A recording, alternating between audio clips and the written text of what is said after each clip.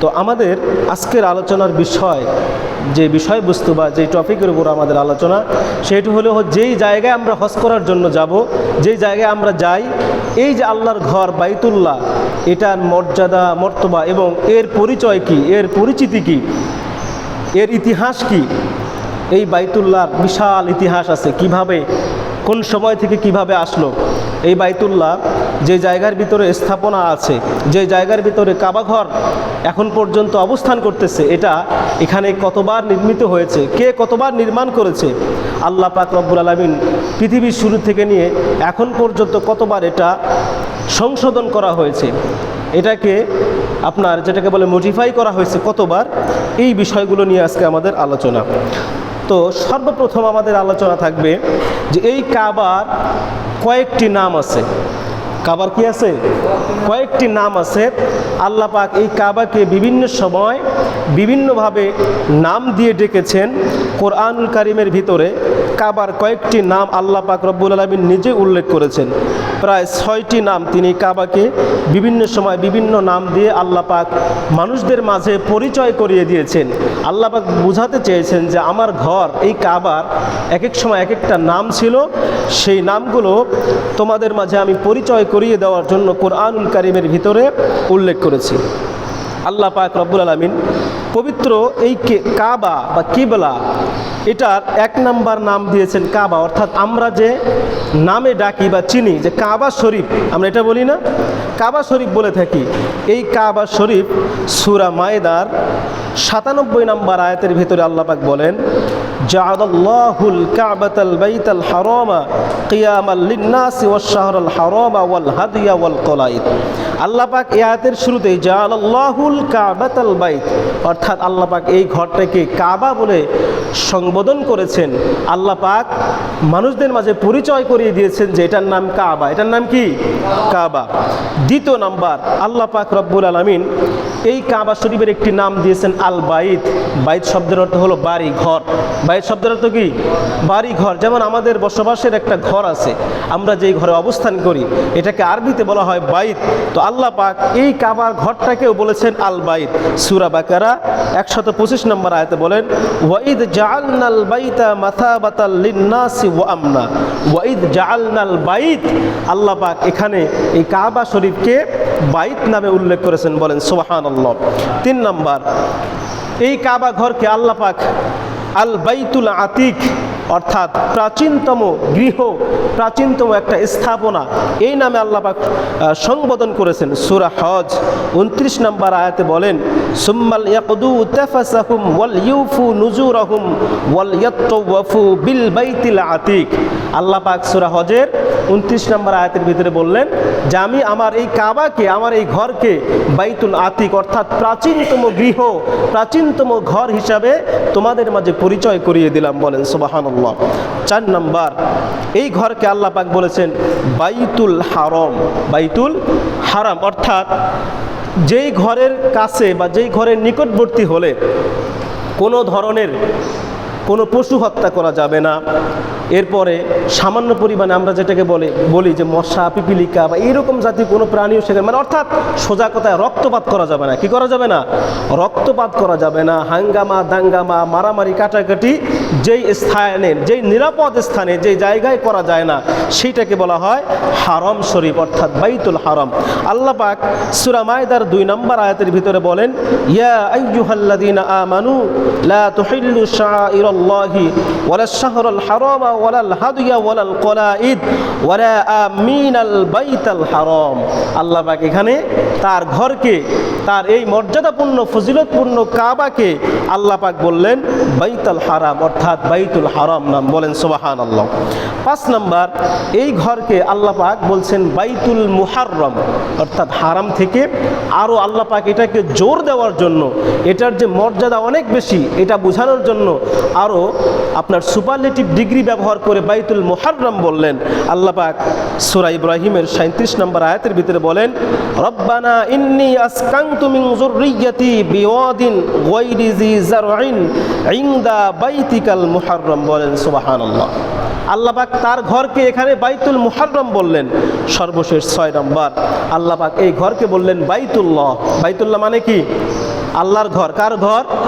সবাই বলেন বাইতুল্লাহ মানে কি? আল্লাহর ঘর। আল্লাহ পাক বললেন সূরা বাকারার 125 নম্বর শেষাংশে বলছেন, ওয়া আহিদনা ইলা ইব্রাহিম ওয়া ইসমাঈলা আন তাহিরা বাইতি, অর্থাৎ এই ঘর হলো আমি আল্লাহর ঘর। বলেন সুবহানাল্লাহ। তাহলে এই কোরআনুল কারীমের মধ্যে আল্লাহ পাক তার ঘর কাবাকে এক না দুই না 6টা নাম দিয়ে মুসলমানদের মাঝে, মানুষদের মাঝে পরিচয় করিয়ে দিয়েছেন যে আমার ঘরের অনেক মর্যাদা আছে, অনেক মর্তবা আছে। এজন্য আমি আমার ঘরকে এক এক সময় এক একভাবে সংজ্ঞায়িত করেছি, এক এক সময় এক একটা নাম দিয়েছি।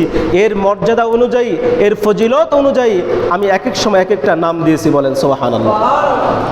এবার আসেন, এই যে কেবলা, যে আমরা যেই কেবলার দিকে, পশ্চিম দিকে ফিরে নামাজ পড়ি, নামাজ আদায় করি, আমরা যদি পূর্ব দিকে ফিরে নামাজ পড়ি, নামাজ হবে? সবাই বলে না। নামাজ হবে কি? উত্তর দিকে, দক্ষিণ দিকে পড়লে শুধুমাত্র কোন দিকে?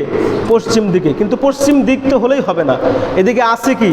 কেবলা, অর্থাৎ আমাদের কাবা কেবলা আছে, যার কারণে আমাদেরকে ওই দিকে ফিরেই নামাজ পড়তে বলা হয়েছে। তাহলে এর মর্যাদা, এই কাবার বা এই কেবলার মর্যাদা আমার আল্লাহর কাছে অনেক না বেশি না কম?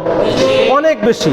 এবং মুসলমানদেরকেও এটা বোঝানোর জন্যই আল্লাহ পাক এই কাবার একটা বিশাল লম্বা ইতিহাস দিয়েছেন যে এই পৃথিবীর জমিনে যখন এই পৃথিবীটা আল্লাহ পাক সৃষ্টি করেছেন, তখন এই পৃথিবী, এই জমিনে কোনো মাটি ছিল না। কি ছিল না? কোনো মাটি ছিল না। আল্লাহ পাক রব্বুল আলামিন এই তামাম পৃথিবীর ভিতরে শুধুমাত্র পানি ছিল। কি ছিল? কথা কয় না। শুধু পানি ছিল, পানি ছাড়া কোনো কিছু ছিল না। তো দেখবেন সাগরের ভিতরে যখন বাতাস উঠে, দেখবেন এক একটা বিশাল বড় বড় ঢেউ উঠে না? নদীতে, সাগরে অনেক বড় বড় ঢেউ উঠে।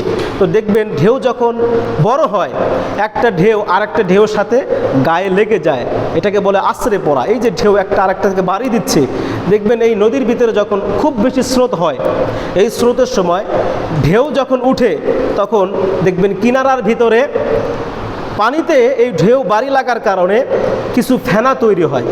পানিতে বাড়ি লাগার কারণে কি হয়? ফেনা তৈরি হয়। যেই ফেনা তৈরি হয়ে আমাদের নদীর কিনারায় এসে পৌঁছে যায়। তো আল্লাহ পাক রব্বুল আলামিন দুনিয়া যখন সৃষ্টি করবেন, তখন দুনিয়ার ভিতরে শুধু পানি ছিল। তো এই পানিগুলো, এরকম ঢেউগুলো একটার সাথে একটা লাগতে লাগতে লাগতে লাগতে যেই ফেনাগুলো তৈরি হতো, এই ফেনাটা অনেক বেশি পরিমাণে হতে হতে, ফেনাটা জমা হতে হতে, সেই ফেনা থেকে আল্লাহ পাক রব্বুল আলামিন মাটি সৃষ্টি করেন। বলেন সুবহানাল্লাহ। এবং সর্বপ্রথম যেই জায়গাটায় মাটি স্থাপন হয়, যে মাটি সেই ফেনা থেকে আপনার উত্তোলন হয় মাটি, সেখানে অ্যাডজাস্ট হওয়ার পরে ওই জায়গার ভিতরে যে উঁচু জায়গাটা হয়, এই উঁচু শব্দ বাংলাতে বলা হয় উঁচু, আর আরবিতে বলা হয় কাবা। আরবিতে কি বলে? কাবা বলা হয়। যেমন আমাদের পায়ের দেখবেন দুই পাশে দুইটা গোল আছে না? এই যে গোল উঁচু জায়গা, পায়ের গোড়ালিতে আমরা যখন নামাজে বসি, তখন দেখবেন আমাদের সেই উঁচু জায়গাটার ভিতরে মানে ফ্লোরের সাথে লেগে যায়। এই যে উঁচু জায়গা, ও আরজুলকুম ইলাল কাবাইন, আল্লাহ পাক বলেন যখন তোমরা উজু করো, তোমাদের সেই পায়ের টাকনু সহ ধৌত করো। তো এই যে কাবাইন, আমাদের দুই পায়ের ভিতরে যে উঁচু জায়গাটা আছে, এটাকে বলা হয় কাবাইন, অর্থাৎ দুই পায়ের দুইটা উঁচু জায়গা। তো মাটি যখন সেখানে উঁচু হয়ে গেল, ওই জায়গাটাকে আল্লাহ পাক কাবা নির্ধারণ করলেন, আল্লাহ নাম দিলেন এটা কাবা। বলেন সুবহানাল্লাহ। পৃথিবীর শুরুতে ওই জায়গার ভিতরে পানি জমাট হয়ে, সেই ফেনা জমাট হয়ে মাটি সৃষ্টি হলো। আর সেই মাটিটা যখন উঠে গেল, আল্লাহ পাক রব্বুল আলামিন ফেরেশতাদেরকে জানায় দিলেন যে এই জায়গাটা আমি কাবার জন্য নির্ধারণ করে দিলাম। সর্বপ্রথম পৃথিবীর ভিতরে আল্লাহ পাক যেই ঘর সর্বপ্রথম নির্মাণ করেছিলেন, সেটা হলো আমাদের কিবলা, আমাদের কাবা। বলেন সুবহানাল্লাহ।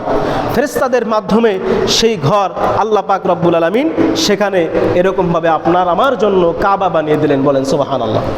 এই যে মাটি বা এই যে আপনার মাটি, সেখানে কাবা নির্মাণ করা হলো, এইটাকে আল্লাহ পাক রব্বুল আলামিন 6,500 পাহাড় দিয়ে এটাকে স্থির করে রেখেছেন। সুবহানাল্লাহ বলেন। কত হাজার পাহাড়? 6,500 পাহাড় দিয়ে এই পৃথিবীর ভিতরে এখন যত জমিনে যত মাটি আছে, এই জমিনটাকে আল্লাহ পাক নিয়ন্ত্রণ রাখার জন্য এক না দুই না 6,500 পাহাড় নির্ধারণ করে রেখেছেন শুধু জমিনটাকে স্থির রাখার জন্য। আল্লাহ পাকের এই ক্ষমতা আছে না নাই? আছে। এই বিশ্বাস আসেনি? আল্লাহ পাকের সমস্ত ক্ষমতায় আছে। তো আল্লাহ পাক রব্বুল আলামিন সর্বপ্রথম জিব্রাইলদের মাধ্যমে আল্লাহ পাক এই যে মাটি সৃষ্টি করে সেখানে কাবা নির্মাণ করলেন। এই কাবা নির্মাণ হওয়ার পরে আমরা জানি হযরতে আদম আলাইহিস সালাতু ওয়াস সালাম তিনি কোথায় ছিল? জান্নাতে। কোথায় ছিল? জান্নাতে। তিনি এবং হাওয়া আলাইহিস সালাম তারা দুজন সেখানে জান্নাতে বসবাস করত। তো আল্লাহ তো আদম আলাইহিস সালাতু ওয়াস সালামকে পৃথিবীর ভিতরে পাঠাবেন, একটা তো ওসিলা লাগবে, একটা তো মাধ্যম লাগবে, একটা তো সিস্টেম লাগবে। আল্লাহ পাক রব্বুল আলামিন তাদেরকে সেই গন্ধম খাওয়ার একটা সিস্টেম করে ইবলিসের মাধ্যমে হযরতে আদম আলাইহিস সালাতু ওয়াস সালামের কাছে ইবলিস গিয়ে বলল যে এমন একটি গাছ আছে যেই গাছের ফল খেলে, যেই গাছের নিকটবর্তী হলে আল্লাহ পাক আপনাকে কখনো জান্নাত থেকে বের করবে না। আচ্ছা বলেন তো, ইবলিস যেটা বলছে এটার বিপরীত কে বলছেন? আল্লাহ। আল্লাহ বলছেন যে তুমি এবং তোমার স্ত্রী ওই গাছের নিকটবর্তীও হবে না। অথচ ইবলিস তাদেরকে বলতেছে যদি আপনারা এই গাছের নিকটবর্তী না হন, এই গাছের ফল যদি না খান, তাহলে আপনারা জান্নাতে থাকতে পারবেন না, আল্লাহ আপনাদেরকে জান্নাত থেকে বের করে দিবে। যাই হোক, আমরা ইতিহাস জানি যে আদম আলাইহিস সালাতু ওয়াস সালামকে ইবলিস যখন সেই গন্ধম ফল খাওয়ানোর চেষ্টা করলো, যখন খাওয়ার কিছু অংশ হয়ে গেল, তখন আল্লাহ পাক রব্বুল আলামিন তাদেরকে দুজনকেই জান্নাত থেকে বের করে জমিনের ভিতরে পাঠিয়ে দিলেন।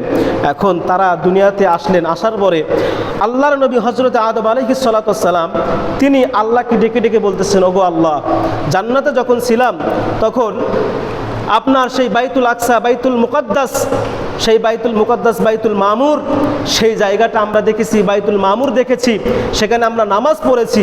কিন্তু আমার তো ইচ্ছা হয় যে দুনিয়াতে যাওয়ার পরেও এমন একটা ঘর আমাকে দেন, যেই ঘরটার ভিতরে আমরা নামাজ পড়ব, আপনাকে অনুসরণ করব, আপনাকে স্মরণ করব, আপনার জিকির আজকার করব, এমন একটা ঘর আপনি আমাকে দেন। বলেন সুবহানাল্লাহ। যখন আদম আলাইহিস সালাতু ওয়াস সালাম এই দোয়া করলেন, আল্লাহ পাক রব্বুল আলামিন তাদের যে ভুল যতটুকু ছিল, আল্লাহ পাক তাদের অন্য একটি মাধ্যমে সেটা কবুল করে নিয়ে তাদেরকে দুনিয়ার ভিতরে বসবাস করার জন্য একটা সিস্টেম করে দিলেন।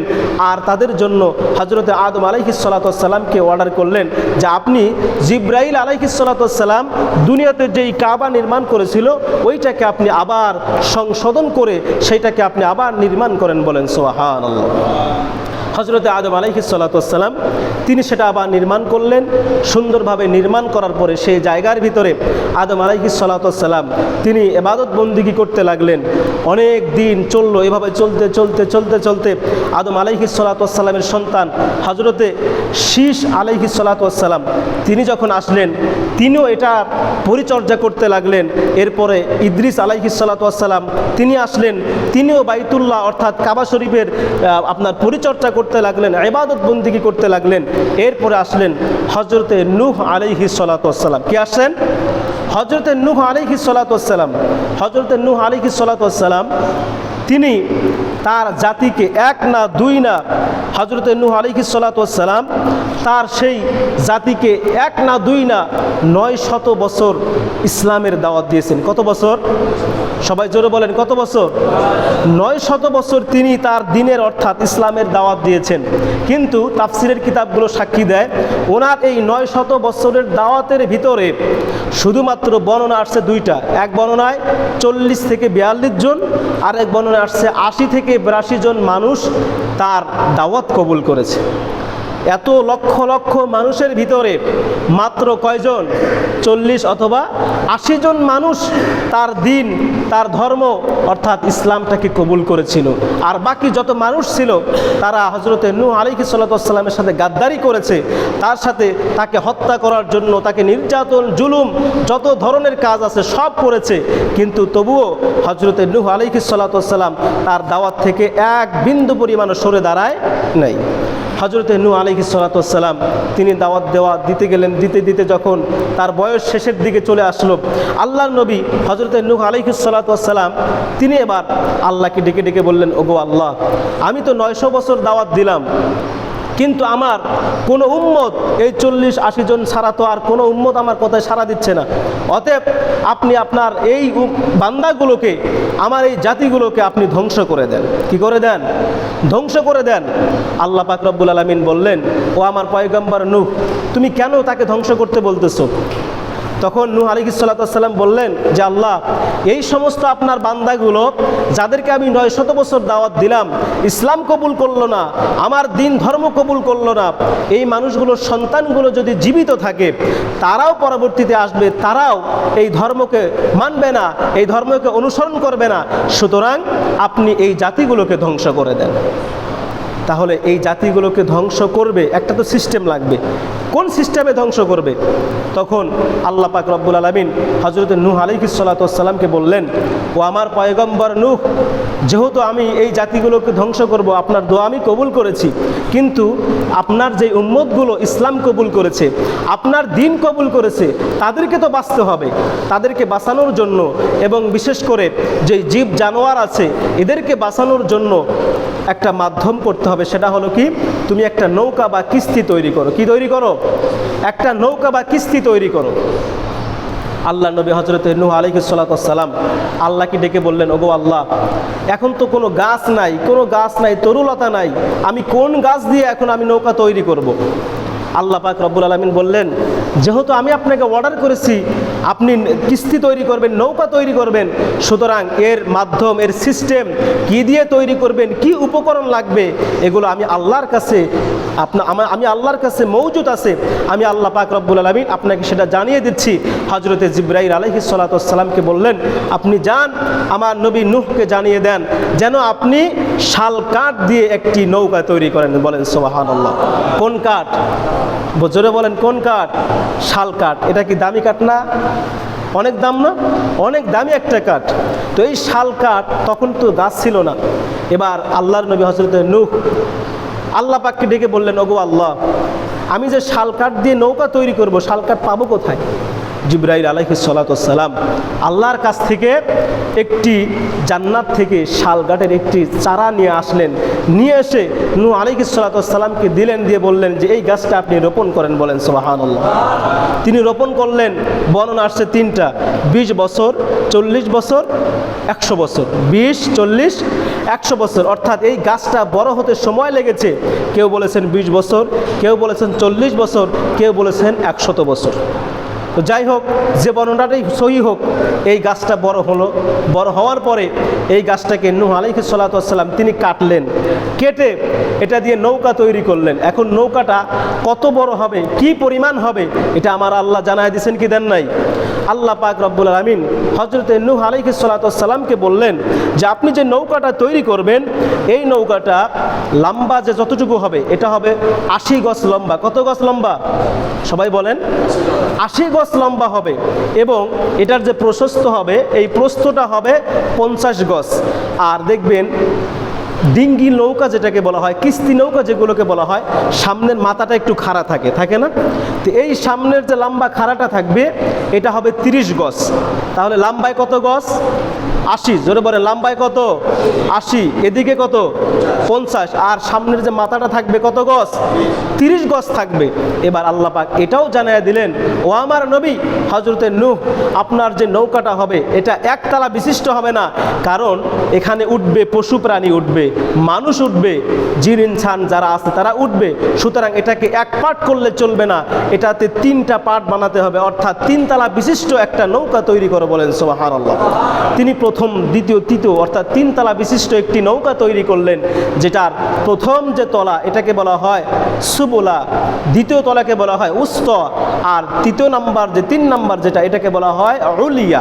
তাহলে প্রথম হলো সুবুলা, দ্বিতীয় নাম্বার হলো উস্ত, আর তৃতীয় নাম্বার হলো উলিয়া।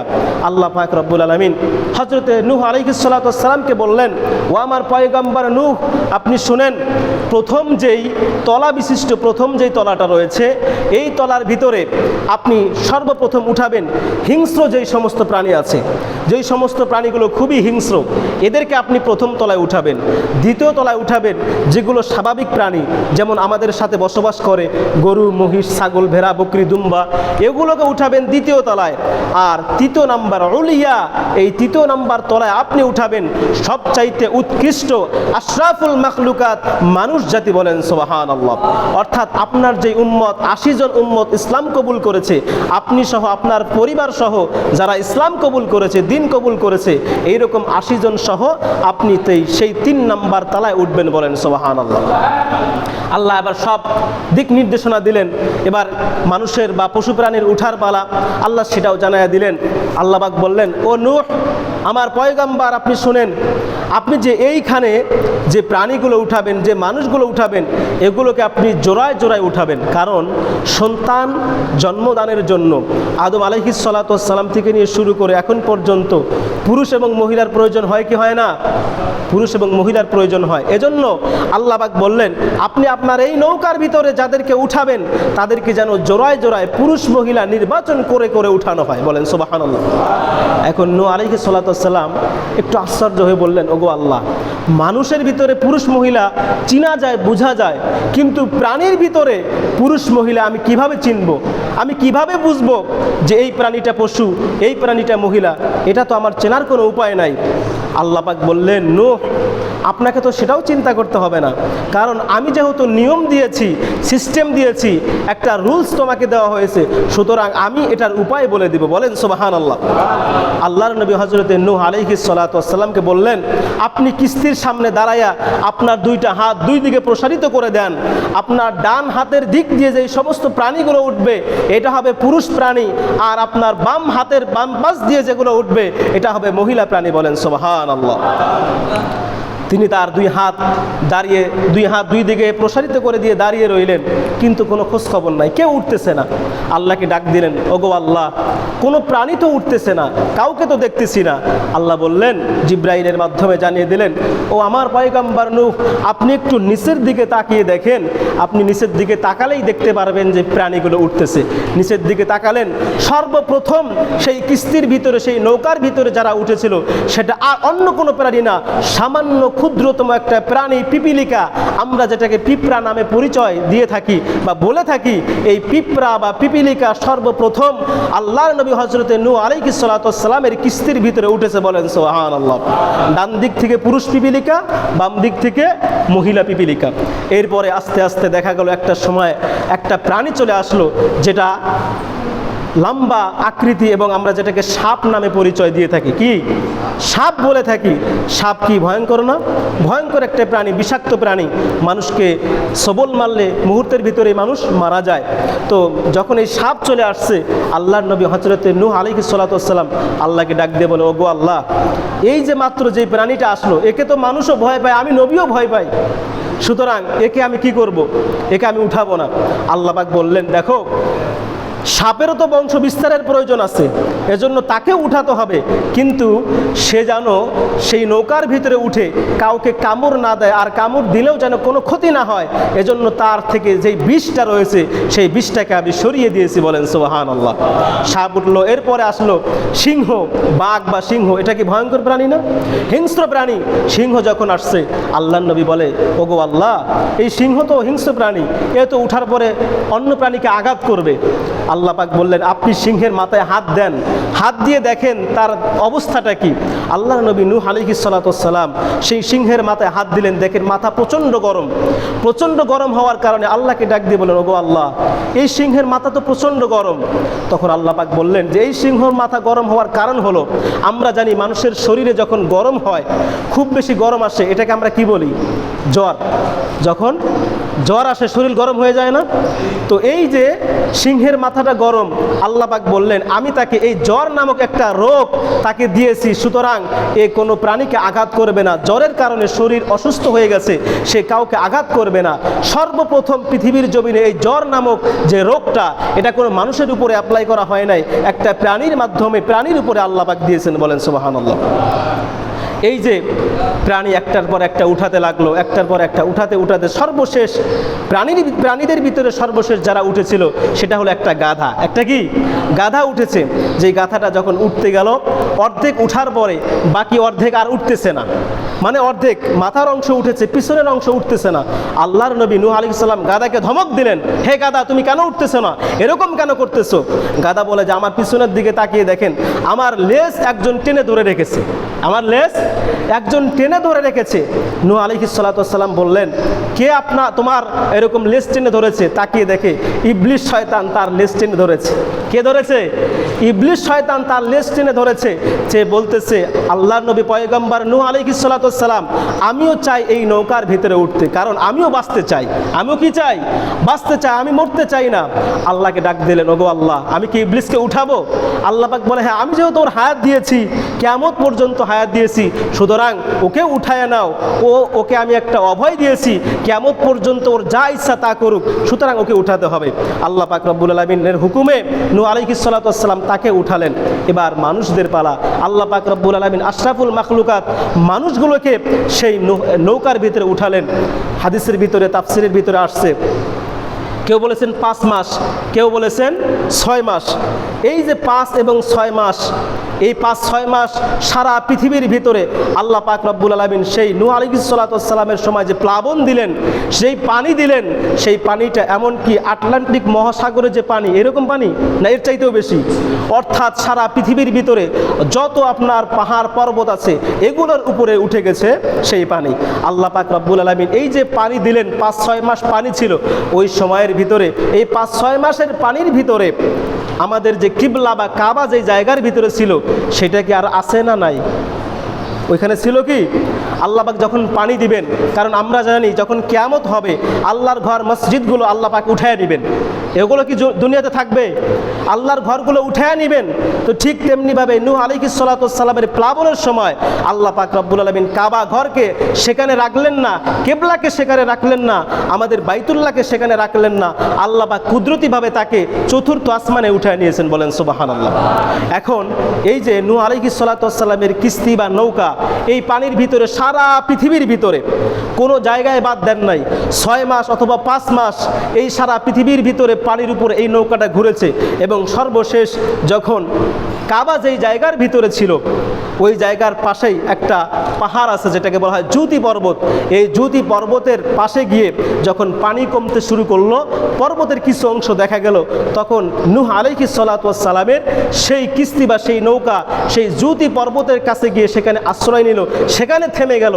যাওয়ার পরে আল্লাহ পাকের আদেশে সেই নৌকাটা বা সেই জাহাজটা বা সেই কিস্তিটা যেই জায়গার ভিতরে কাবা ছিল, ওই জায়গার ভিতরে এরকম 7টা তাওয়াফ করেছে, বলেন সুবহানাল্লাহ। তাহলে নূহ আলাইহিস সালাম সহ তার যত উম্মত যারা ছিল এবং পশু প্রাণী যারা ছিল, সকলেই সেই নৌকার সাথে সেই জায়গার ভিতরে তাওয়াফ করেছেন। আমার এটা বলার উদ্দেশ্য হলো যে এই কাবা সেখান থেকে আল্লাহ পাক চতুর্থ আসমানে নিয়ে গেলেন, সেখানে নাই। এখন এই কাবা আবার সেখানে কিভাবে আসবে, এই ইতিহাস আমরা জানবো ইনশাআল্লাহুল আজিজ। আজকে যে